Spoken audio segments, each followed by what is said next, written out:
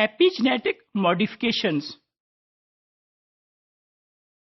There are three different types of the modification which are considered as epigenetic modification. First one is methylation of the cytosines.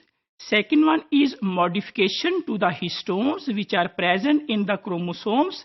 And third one is siRNAs, the small RNAs which are present in the nucleus. If we see that how modification is done at a cytosine or how methylation of the cytosine is done, a methyl group is attached with the help of an enzyme. The name of that enzyme is methyl transferase. So this is the structure of the cytosine. This is carbon number 1, carbon number 1, carbon number 2, carbon number 3, 4 and 5. So our enzyme, the name of that enzyme is methyl transferase. Methyl transferase add a methyl group at carbon number 5 of the cytosine. So this is carbon number 1, 2, 3, 4 and 5. So at carbon number 5 of the cytosine, a methyl group which is CH3 is at the position of carbon number 5. This phenomena is called as cytosine methylation. What are the effects of the cytosine methylation? Genes can be switched on and genes can be switched off due to cytosine methylation. If we see here that this is the cytosine and a methyl group is attached at carbon number 5, so this cytosine is methylated. While in case of histones, these are the histone modifications, phosphorylation and acetylation are the phenomena which are added to the histone modifications. So these two phenomena, acetylation and phosphorylation, modify the histones.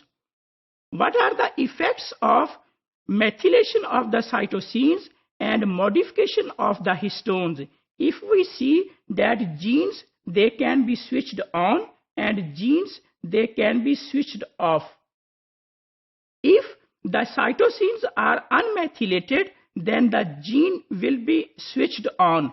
Here we can see that these are unmethylated cytosine. Cytosines are not methylated. Or in other words, we can say that if there are acetylated histones, then genes, they will be switched on. While on the other hand, genes will be switched off if the cytosines, they will be methylated. So these are the cytosines. Here we can see which are present on the DNA structure. These cytosines, they are methylated or deacetylated histones. So these are the deacetylated histones. So genes can be switched on and genes can be switched off due to epigenetic modifications, and epigenetic modifications can be DNA methylation and it can be phosphorylation, acetylation of the histone molecules. In this diagram, we can see that methylated cytosine is present in CGP islands. These are called as CGP islands. So CGP islands are those locations on the sequence of the DNA where cytosine is converted into 5-methyl cytosine. So those regions or those sequences are called as CPG islands. So as a result of CPG islands, there are certain functions. They are the compaction of the chromatin, subnuclear location, gene transcription, RNA metabolism, RNA replication, and transposons silencing. So these are the phenomena which are affected due to the CPG islands.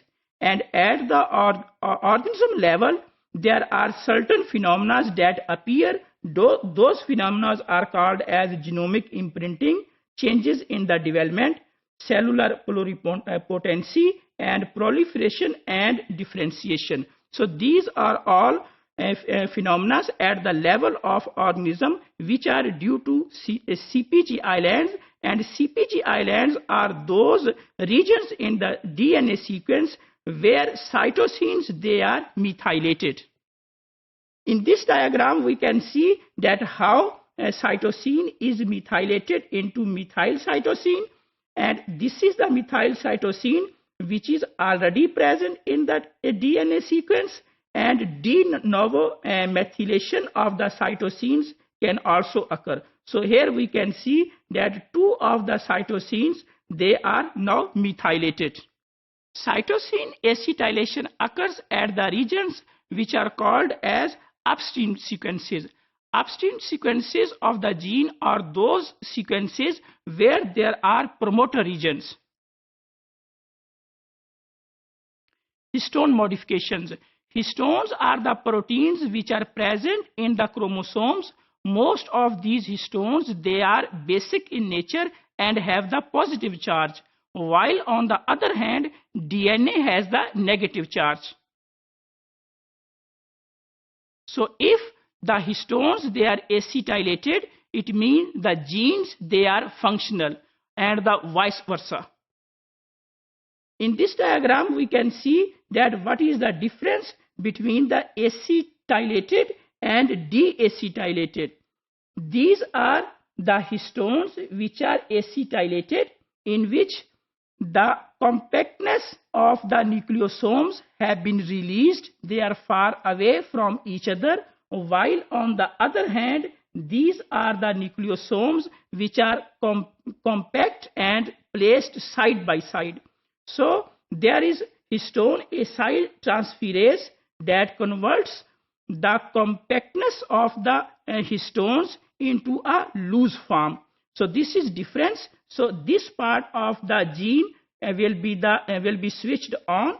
It will be switched on and it will be switched off. Histone modifications mostly occur on the extended ends of the histones.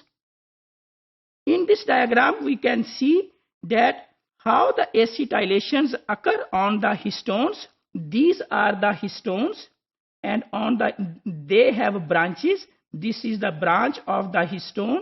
This is the second branch of histone H2B. This is the branch of histone H2A, and this is the branch of histone H3. On the branches of the histones, we can see that there is acetylations.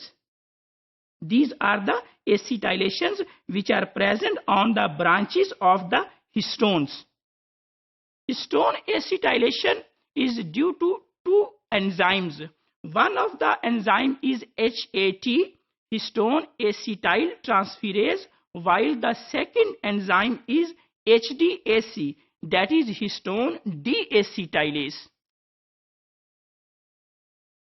Higher the level of the acetylation, it means the gene will be more expressed. Epigenetic modifications can also occur due to small RNAs. Those RNAs, they are called as siRNAs. We can conclude that there are three different types of the modification in the chromosomes or in the DNA. They are cytosine methylation, histone modifications, as well as siRNAs.